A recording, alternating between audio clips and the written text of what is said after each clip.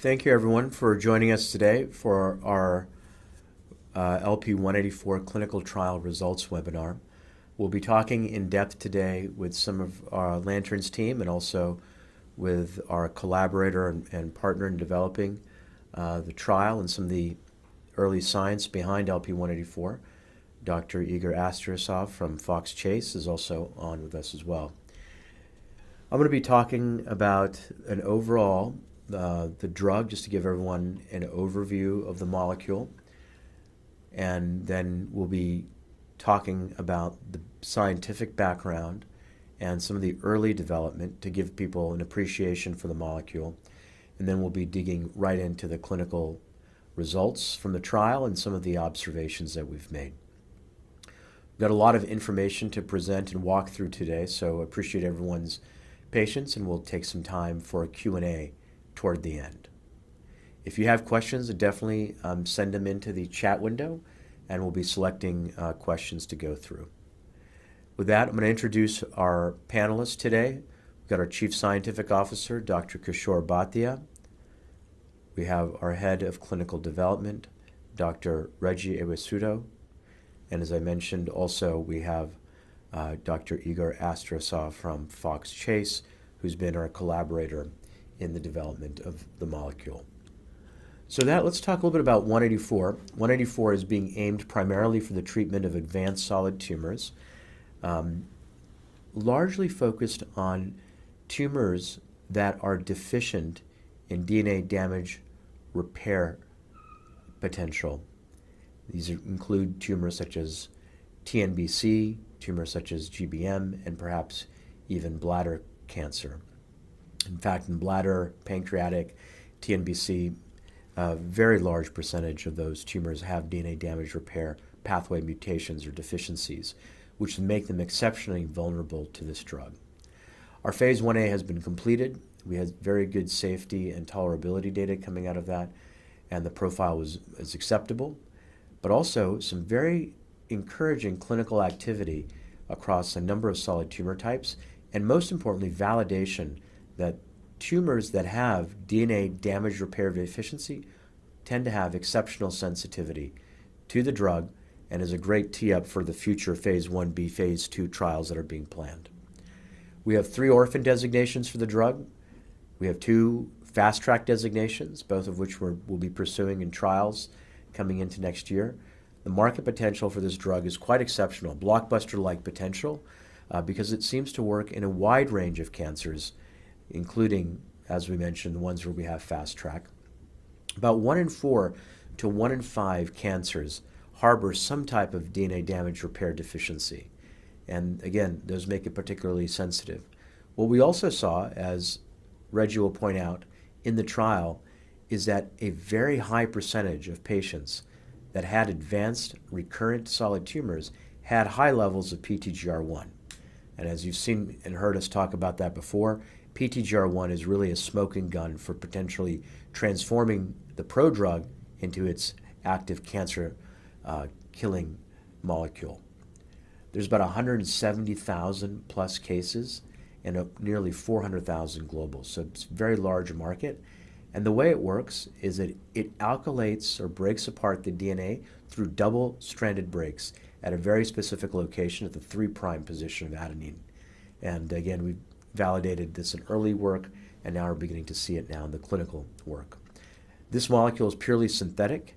Kishore will talk a little bit about what inspired the molecule from a natural substance, but the molecule that we see in the trials is fully synthetic route in manufacturing, and it can be combined with checkpoint inhibitors, PARP inhibitors, potentially chemotherapy and radiation therapy, and also a totally novel molecule, spironolactone.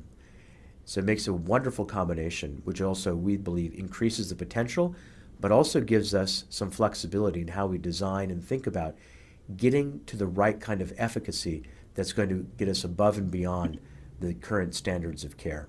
Over 10 patents have been issued or pending for this drug, and we have claims that extend through the early 40s.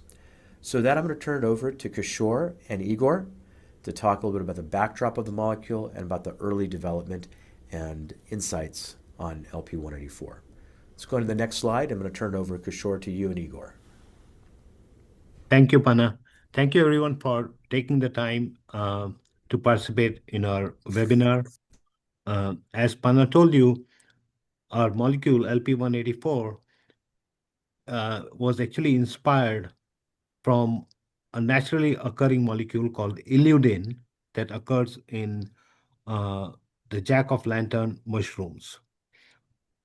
The derivation of LP-184 from illudin is an interesting story, but I think the key message that I'd like to share with you is that the design of the molecule now bestows upon these illudins and bestows upon LP-184 a property of synthetic lethality.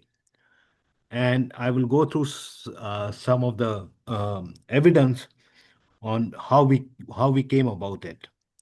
Panna has already talked about the application of LP-184 into various solid tumors, so I won't spend more time on it. But let's actually go to understand the mechanism of action of LP-184. And our story actually began by looking at correlations between LP-184 sensitivity in a large panel of cell lines. And the question we asked is, can we figure out what cell lines are sensitive, what are resistant, and what are the reasons why certain cells are sensitive to LP-184? Two things immediately stood apart. One was that the response of a tumor cell line to LP-184 is predicated by the level of expression of a gene called PTGR1. And the graph on the left shows you the very strong correlation between PTGR1 expression and LP-184. The table on the right shows you various genes whose expression made LP-184 exquisitely sensitive, or the pathways in which they were expressed correlated with exclusive sensitivity to LP-184. What that the mixture of these two basically told us that the story is likely that tumors that have high expression of LP-184 but have deficiencies in repair related to one of these pathways where these genes are involved are likely the tumors that are most indicative of response to LP-184. Taking this further from in silico to actually asking questions on the bench, validation of some of these studies, we collaborated with Fox and Igor's team conducted some excellent studies. One of these studies was to knock out using CRISPR PTGR1 in cell lines. And as you can see in the graph in the middle, if you knock out PTGR1 in a tumor cell line, and you can look at the green line compared to, for example, the red line, knocking out PTGR1 as in the green line totally obliterates cytotoxicity of LP-184, further proving our in silico based hypothesis that PTGR1 is very essential to the activity of LP-184. Similar results were obtained when we moved from cell line data to a xenograft data, and that graph is shown on the right-hand side. The basic takeaway message here is that indeed, even in vivo and in vitro, our in silico prediction confirms that PTGR1 is essential for LP-184 activity. But what that means in practical terms is that because PTGR1 is overexpressed in tumor cell lines, but not in normal cell lines, this provides LP-184 with a window of selectivity. which is very critical for the therapeutic index of any anti-tumor molecule. Now, moving further along, what this tells us is that it might be important eventually to have an assay where we can measure the level of PTGR1 in tumors.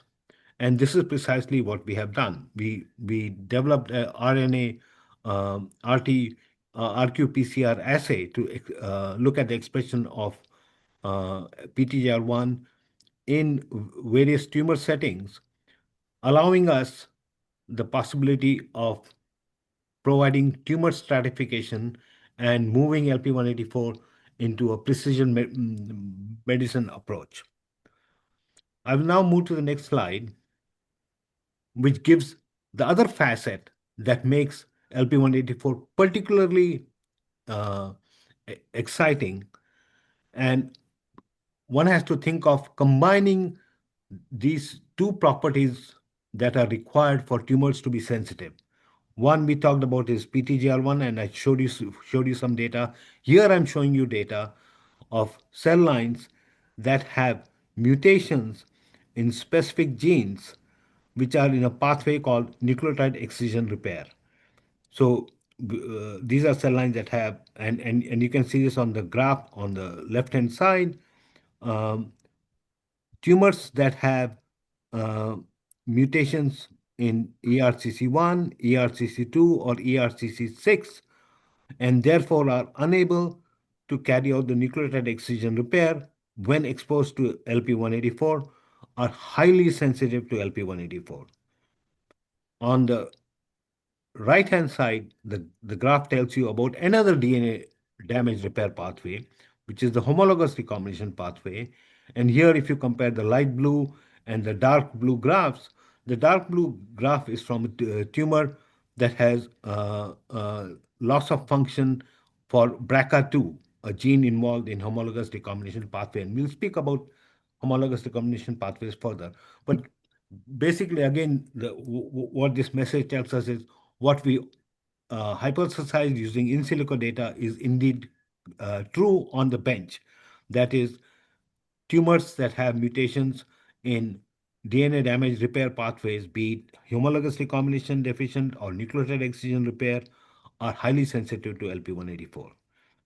There were a couple of other points that the in silico data provided, and what they basically said is that in addition to nucleotide excision repair and homologous recombination repair, there are additional genes such as those that are involved in replication stress pathways that are highly correlated uh, with sensitivity to LP-184. This is critical because what this tells you is that we are not just looking at tumors that are deficient in nucleotide excision repair pathway, for example, bladder cancer, or homologous recombination pathways, for example, triple negative breast cancers, but also tumors that have uh, damaged pathways in the replication stress. Why this is important, and I'll show you that in some slides later, is that it means that LP-184 might be able to overcome resistance to PARP inhibitors, but it also means that LP-184 might be a very good agent to turn cold tumors to hot tumors for immunotherapy. And although I won't have time to present some of that data, I thought it was worthwhile mentioning some of these properties of LP-184. Here's another piece of data that was very useful in us trying to develop what indications we would focus upon as we move clinically. And what this data is doing is it's looking at precise quantitation of double-strand breaks after tumor cells are exposed to LP-184. In addition, what it provides is some of the reasons why homologous recombination deficient tumors might be more sensitive. And when we quantitate the amount of double-strand breaks in tumors that have deficiency in homologous recombination, for example, by non-functional BRCA2, the total amount of double-strand breaks in those tumors is twofold compared to tumors where BRCA2 is functional. Now, if you put certain things together, PTGR1 overexpression, deficiency of DNA damage repair, these two stars will mostly align where there's a tumor environment. Normal cells express low PTGR1, are rarely uh, deficient in DNA repair pathways, and LP-184 will basically be ineffective in killing normal cells. But tumor cells that have these defects are going to be highly sensitive. So in that sense, LP-184 becomes tumor selective. And the story that gets built up is depicted in this schema, starting with LP-184. In the presence of PTGR1, the cyclopropyl ring of LP-184 gets opened, allowing the cyclopropyl ring to become reactive to a nucleophilic attack on DNA. And therefore, the amount of DNA damage caused by LP-184 is proportional to the levels of PTGR1. In addition, once damaged, this damaged DNA cannot be repaired in tumors that are deficient in DNA damage pathways, and therefore they die, which is very different than what would happen to normal cells that are exposed to LP-184. We further validated some of the concepts of the nucleotide excision repair pathways. Remember, earlier I showed you a slide with cells that are mutant in specific nucleotide excision repair pathways. We extended these studies further, again, in collaboration with Igor, looking at ERCC4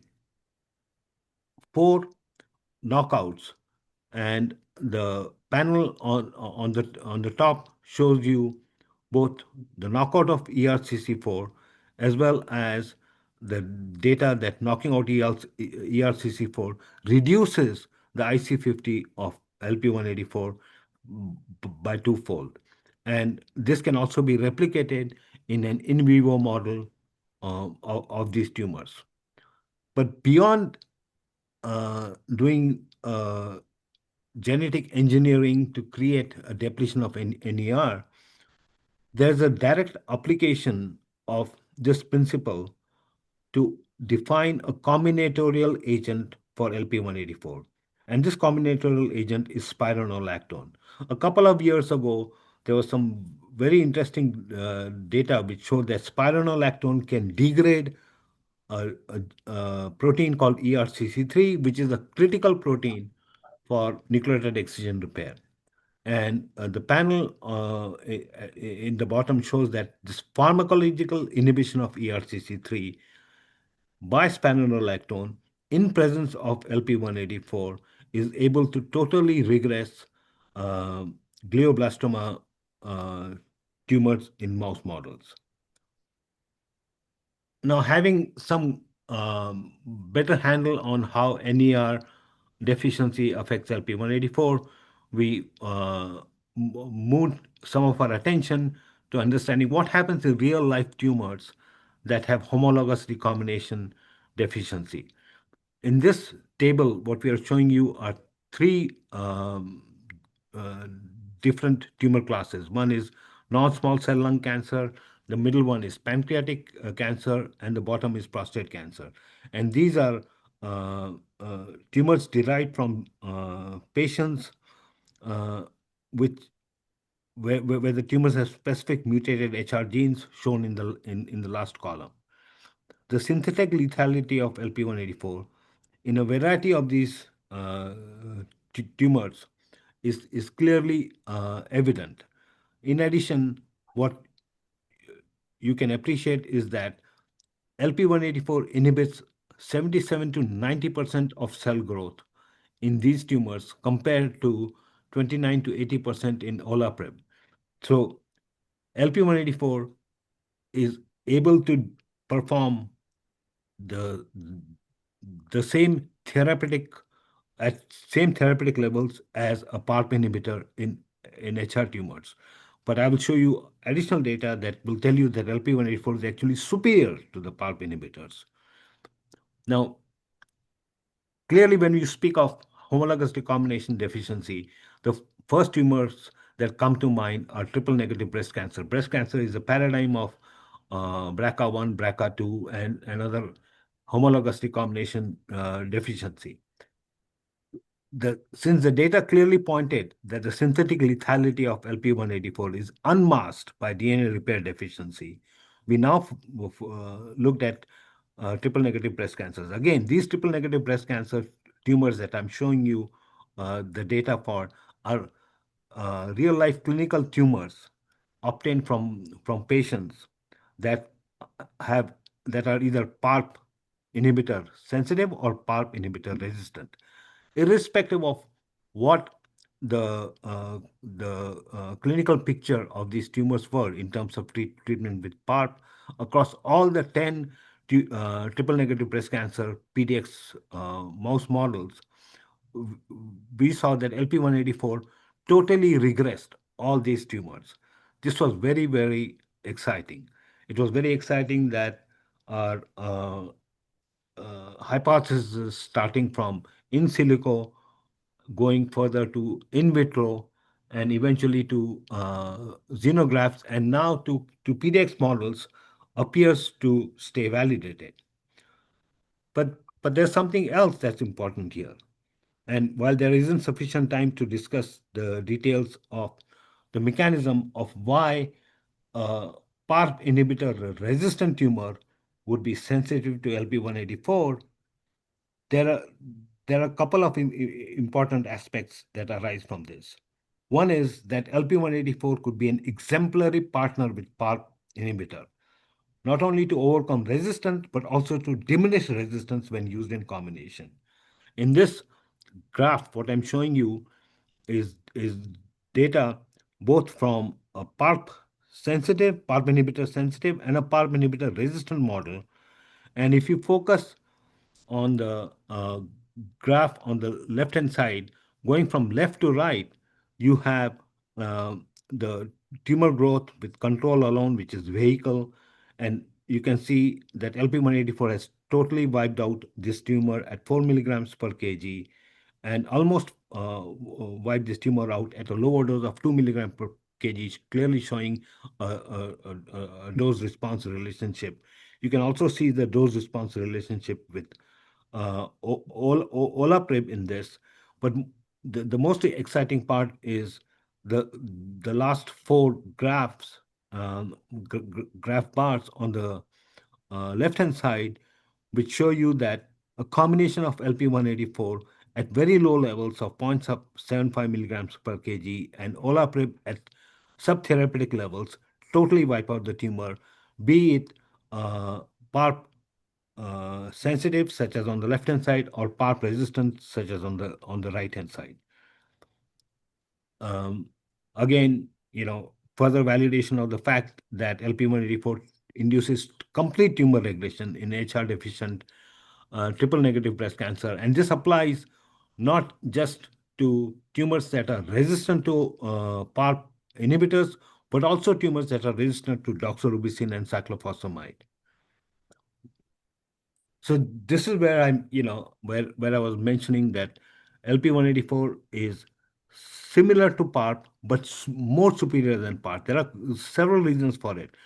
PARP inhibitors are not indicative in tumors that are nucleotide excision repair, but LP-184 is. So the spectrum of DNA repair deficient tumors that LP-184 can affect is far more than PARP inhibitors, and it's a great partner for combating resistance to PARP inhibitors and resistance to other standard of care agents.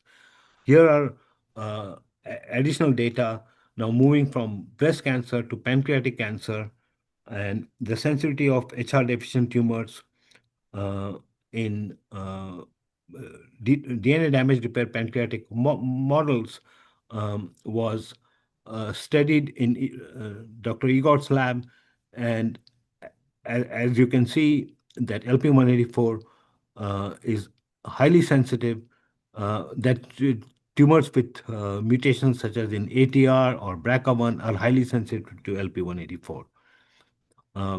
When you compare the sensitivity and the potency of LP-184 to other standard of care agents in real life PDX models, pancreatic PDX models, you find that LP-184 demonstrates 20 to 400 times higher potency compared to, for example, gemcitabine.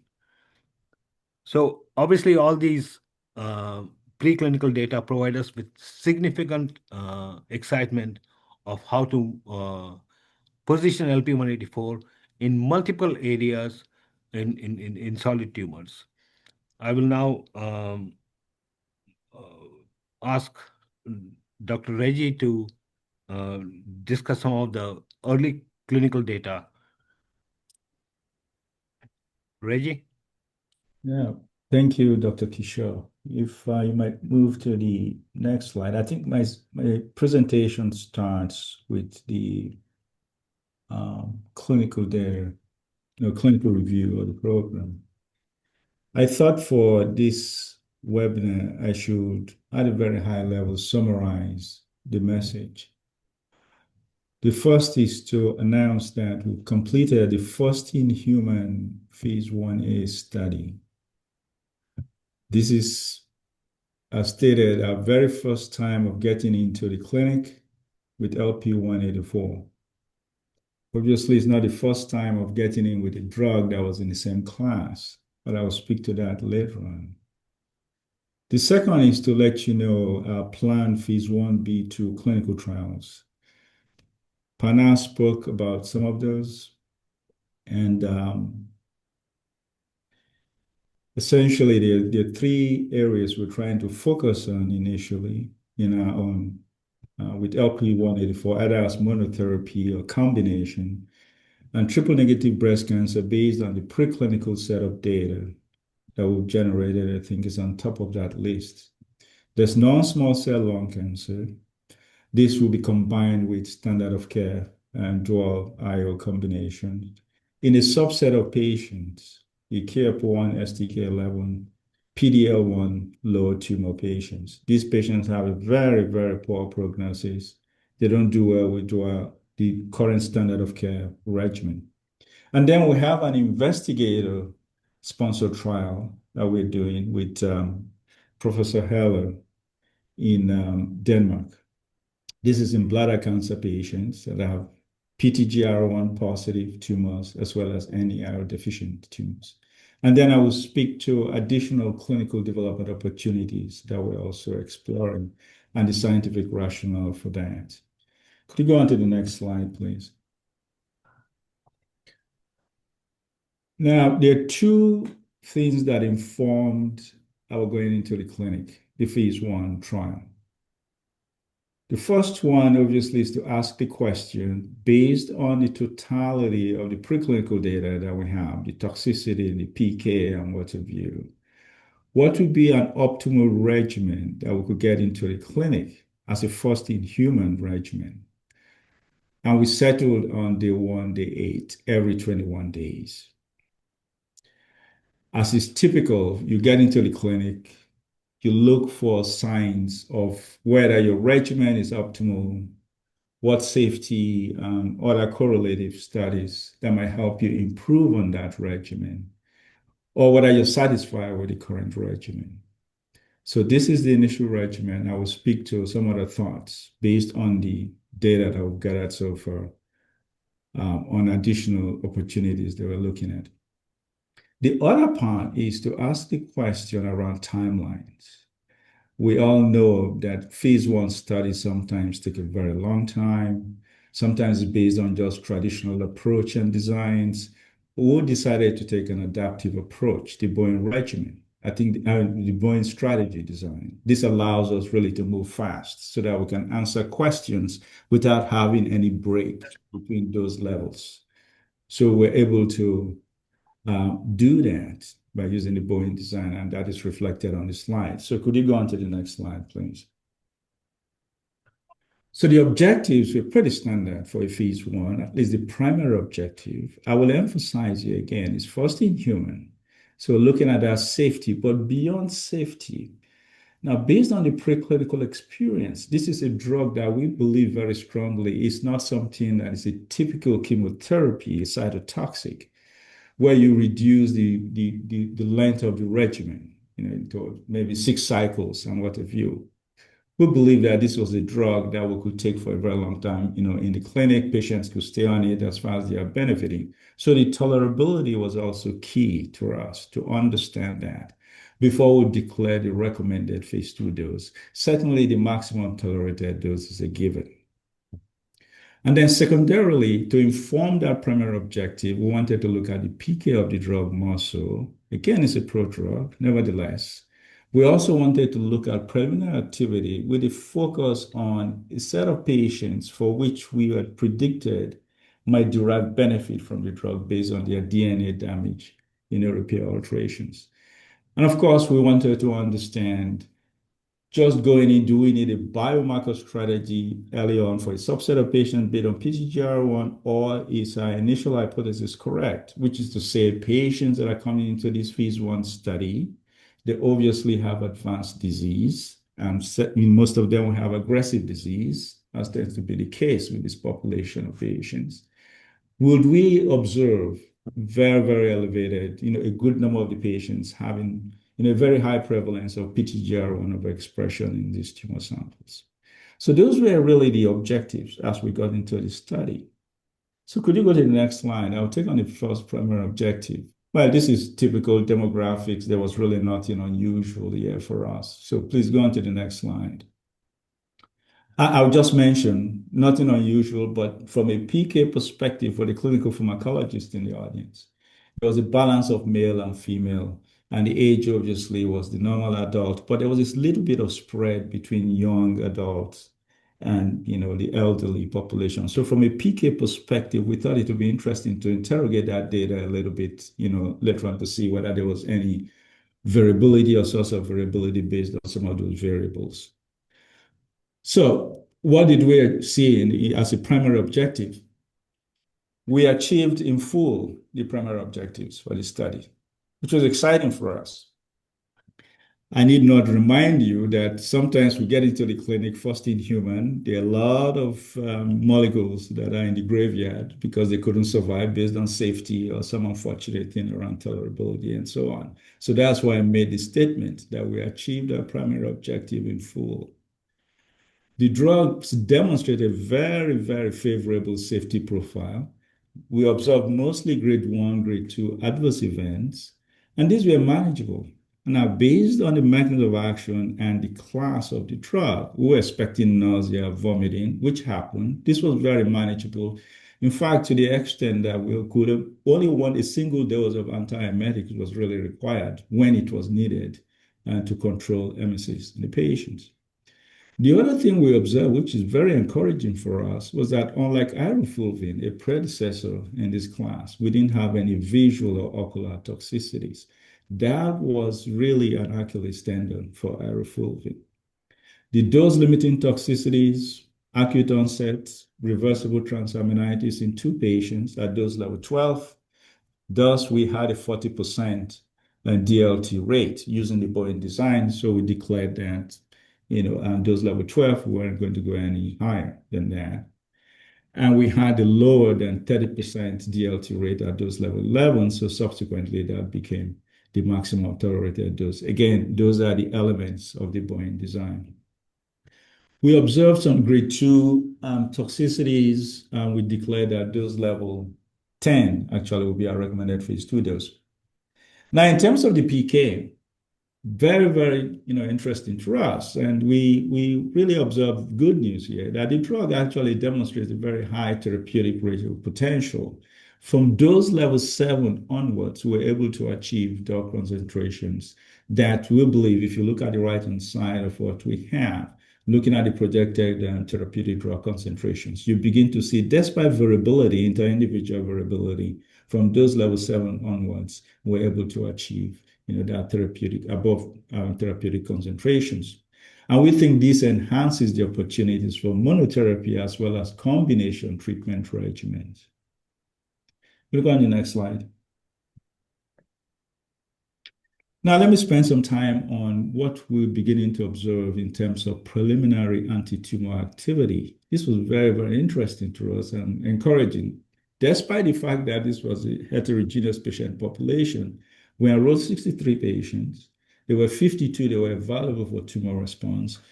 As I speak to you, today we still have 4 that are still on treatment, and I will detail those very soon. 28 patients were dosed. Of these evaluable patients, above the therapeutic dose level were available for tumor response.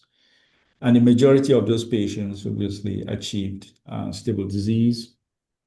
And 4 patients had stable disease that was durable for greater than 6 months, and they're reflected below each. GBM patient, a patient with GIST, thymic carcinoma, as well as non-small cell lung cancer patient. Now, we decided to also do a deeper dive into dose level 10, which is the recommended phase 2 dose, the way we see it, based on this regimen. There were 4 patients at that dose that achieved disease control. That's 44%.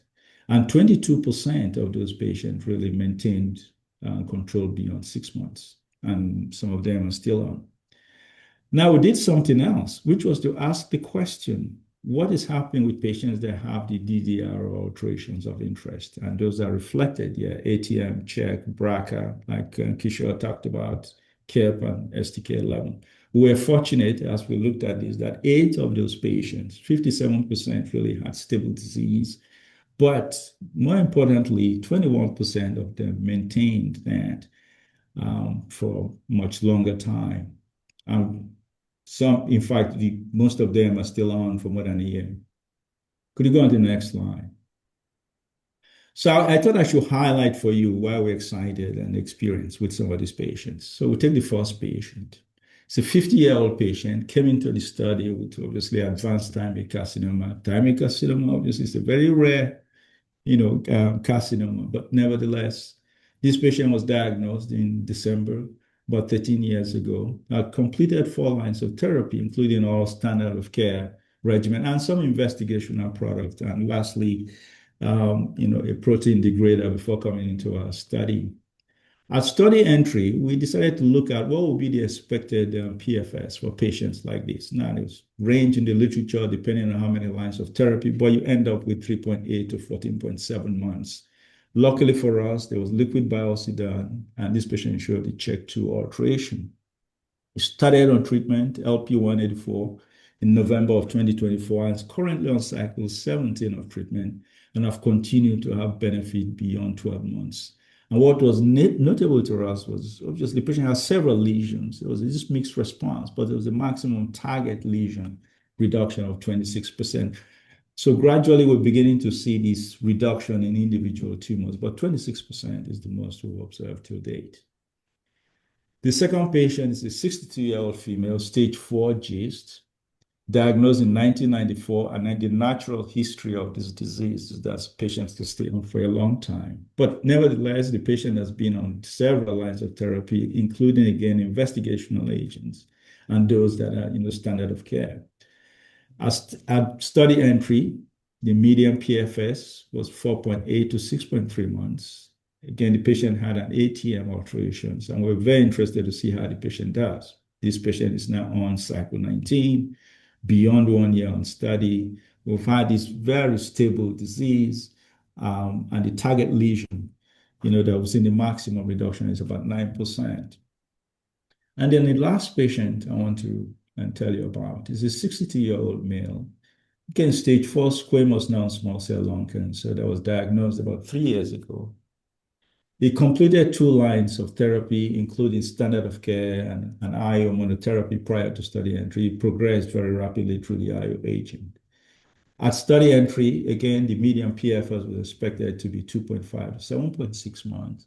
This patient has a BRCA1 alteration. Started treatment about 2 years ago, and currently is on cycle 34 of treatment and continues to have clinical benefit, very notable target lesion reductions of 22%, approaching a partial response.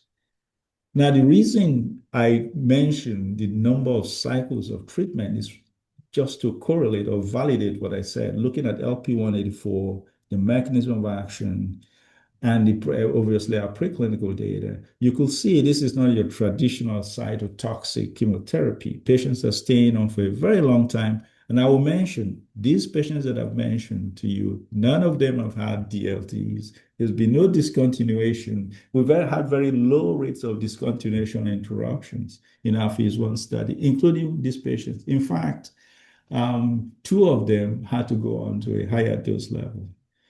So intra-patient dose escalation above even our recommended phase 2 dose. Again, we wanted to understand that tolerability of the regimen as we prepare for that development in other indications. We talked about the PTGR1. Again, we're fortunate to have a lot of samples from some of these patients. And what we found out was that 87.5, about 90% of our patients for which we were able to get samples had PTGR1 expression levels that were above what is required for bioactivation of LP-184. We also tried to look at the patients, their prior therapy, whether they had alkylating agents or prior DNA damaging agents, and what was really happening. Again, we found that a majority of those patients, regardless, had this very high level of expression of PTGR1, which is good news for us in terms of LP-184 and this stage of disease that we're going after for patients. We go on to the next slide. So let me spend some few minutes on our planned phase 1, phase 2 clinical trials. Next slide, please. This is just another slide showing at a very high level. I think I will explain it in the next subsequent slide, telling you about the market potential, the trial sizes, that we're going after in this, and then the trial highlights as well. I think the subsequent slide will take each of these in some detail. So the first one is the monotherapy in relapsed, in advanced, pretty much metastatic triple-negative breast cancer patients with HR deficiency. Now, if you're familiar with what the FDA has been talking about recently with Project Optimus, we talked with the FDA, they encouraged us to do this. So we have single agent 2 dose levels where we'll be looking at our recommended phase 2 dose and perhaps another dose that we'll agree with the agency, and then move on from there. The next study is, okay, I'm looking at this. Somebody went to be too fast for me. Now, the phase 2 obviously is the Simon 2 stage. Again, we are trying to be very pragmatic and ask questions very early. Is this drug really doing what we expect it to do based on all our preclinical data and what we've seen in the clinic? And if the answer is no, we want to be able to pivot very quickly. So the Simon 2 stage is an approach and a design for which that we are taking, across our phase, our programs. The primary objective, again, in this case, is to look for the right dose with Project Optimus and then preliminary activity. And secondarily, we'll look at how, the longevity of those activities and also try to validate PK in a particular indication of interest as well. The next slide.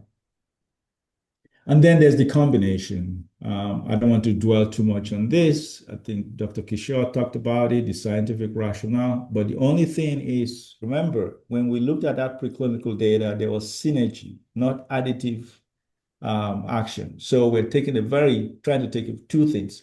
Try to see for a lower dose of LP-184 in this study, but also the dosing regimen to make it a little bit more frequently and ask the question whether that will really be the optimal dose for us to use in combination with olaparib. The good news is I told you about the safety profile of LP-184 in a single, our phase 1 study. So we don't anticipate any overlapping toxicities that would make the regimen difficult. And then after the initial phase, we'll go on to, again, a Simon 2 stage for the phase 2. The next slide, please. The same is true for the non-small cell lung cancer with the KEAP1 STK11 mutation. And these are patients, obviously, that have a low PD-L1 expression. They do very poorly with standard of care.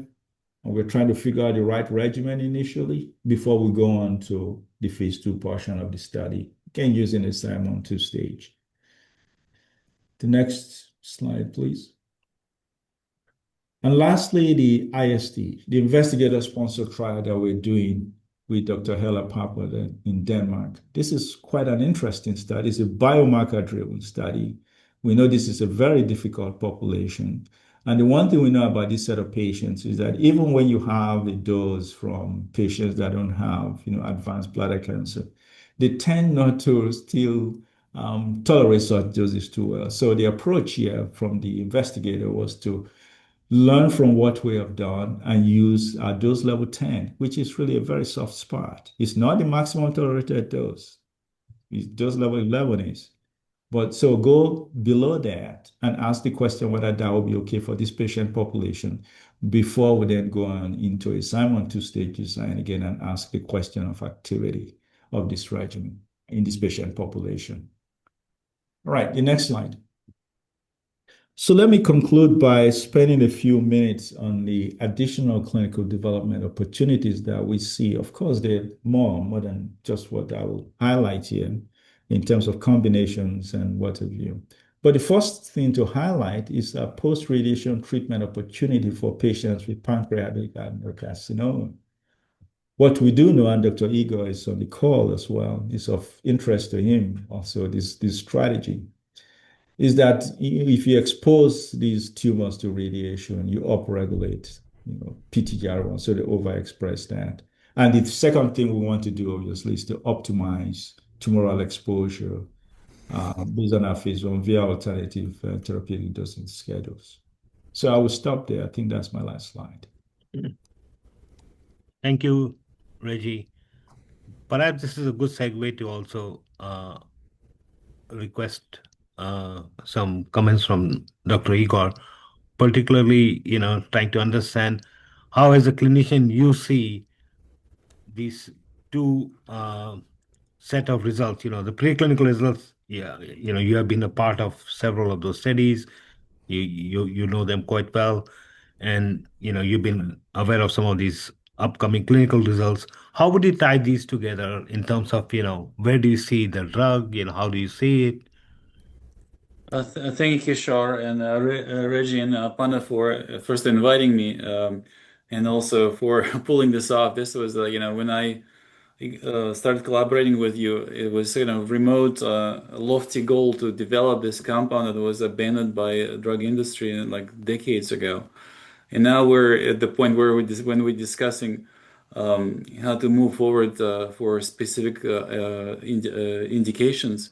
The fact that you have completed phase 1 is remarkable, that you see in these heavily pretreated patients, months and months, beyond 12 months activity and stable disease is clearly speaking to the fact that this is a mechanism-based therapeutic. And I firmly believe that drugs that succeed in the clinic are the ones that are mechanistically based. So the rationale for PTGR1 testing is very solid. I think it's clearly a way to convert the prodrug to a fully effective, fully functional alkylating agent. I think it's very interesting, the sort of idea of combination with other DNA damaging agents, since the way it works on ERCC, family-mediated DNA repair mechanism, is entirely different from double-stranded DNA damage repair that is dismantled by a PARP inhibitor, so platinum. So in heavily pretreated breast cancer patients, or any cancer patient has BRCA or homologous recombination deficiency, that will be really a niche where you can develop this drug for clinical use. This also encompasses a significant subset of pancreatic cancer patients, about 10 to 15%. And I do also think that the opportunity is with bladder cancer, where the prevalence of ERCC3, ERCC4 mutations is pretty high. So I think this is something to look forward to see the results of bladder cancer trial from your collaborators in Copenhagen.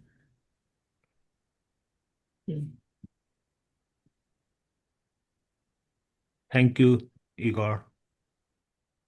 Yeah. If I understand correctly, Reggie, most of the patients we had in phase 1 were those who had experienced at least 3 or 4 Yeah. previous lines of therapy. There were none that had lower than that, correct? Very small numbers, especially we had just a few numbers of patients with GBM, for example. Yeah, in GBM, yes, of course. I mean, that was a very different. Yeah, Right. Other than GBM, the other ones that came in were typical phase ones. Certainly, if you have one or two that have 2 lines of therapy, that is the exception.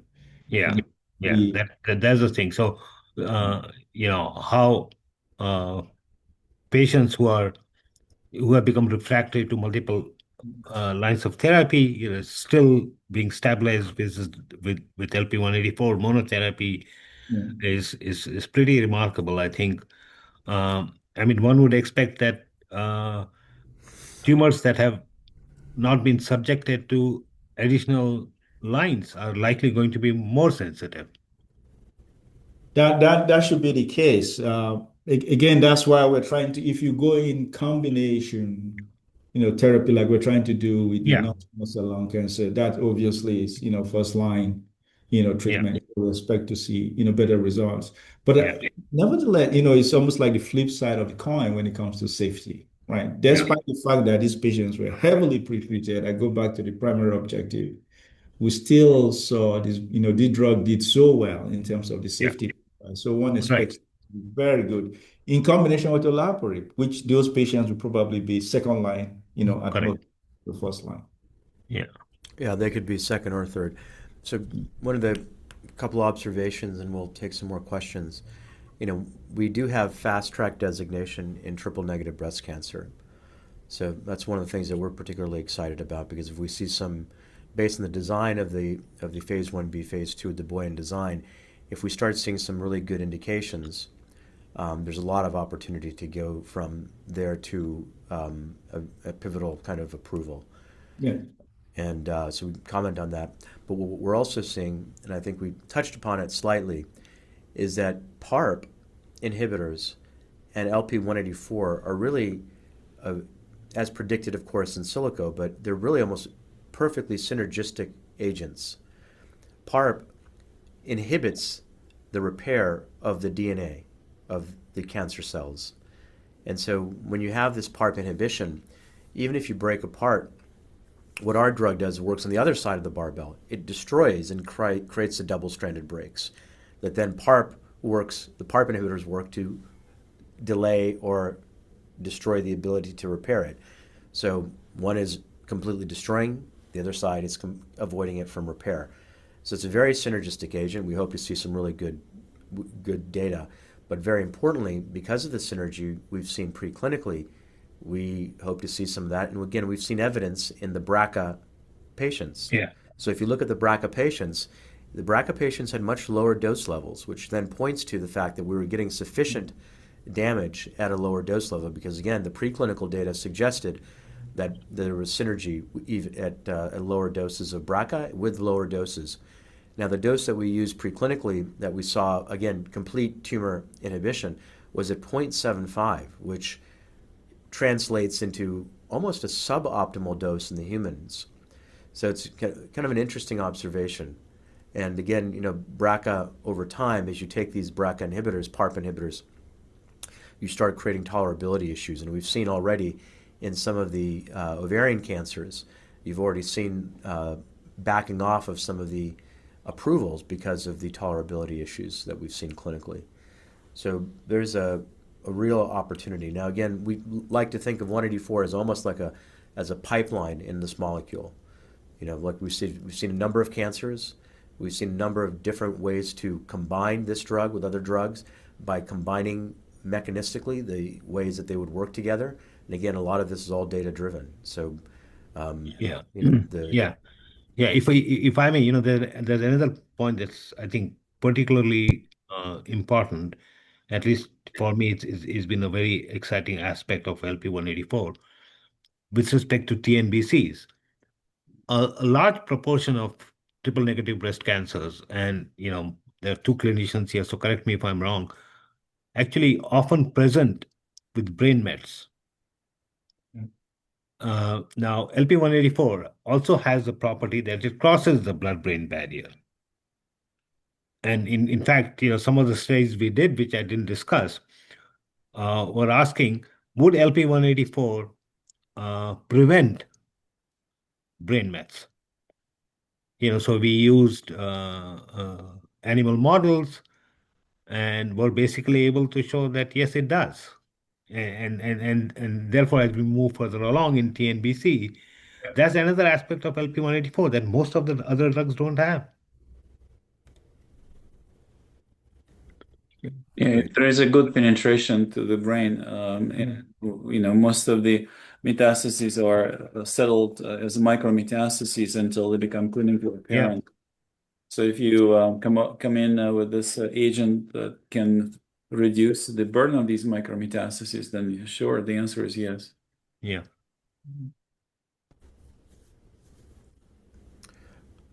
Well, Kishore, Igor, Reg, any closing comments or about 184? I personally, I would just quickly, I'll close by saying that given my experience, I wouldn't get into that. It's not about my background, but the reality is that when I look at a drug like this and the experience so far, the fact that you're able to dose this long in patients and not find any kind of cumulative toxicity, I think to me that's very, very encouraging because that's the problem with most drugs. Well, one other thing that I pleasantly encouraged, PTGR1 is expressed in hepatocytes, and actually a pretty significant level. So I was worried about potential hepatotoxicity, and it's remarkable that you don't see much of it. It's a really credit to you, first of all, pulling off this amazing phase 1 trial to demonstrate the tolerability of the agent. And really, it kind of paves the path forward to its full clinical exploration. Yeah. And that lack of hepatic toxicity is a particular strong evidence of the dual aspects that require LP-184 to be cytotoxic, which is not just PTGR1, not just DNA repair deficiency, having both these together. And that's why I think it becomes such a great molecule for precision therapy, where you can understand, does the tumor have high PTGR1? Does the tumor have HRD, NER, replication stress? Then yes, in that tumor, this molecule is going to kill it. All right. Well, great. Kishore, Dr. Igor, Dr. Reggie, thank you guys all for your time. I want to thank our audience for participating. We're able to get this done exactly in 1 hour, so that's that's pretty good. Very good rehearsal. So thank you all for joining us. Please send us your questions, and we look forward to future trials. And more importantly, we look forward to answering more questions about ideas and where to take this molecule in other interesting combinations as well. Thank you, everybody. All right. Thank you. Thanks.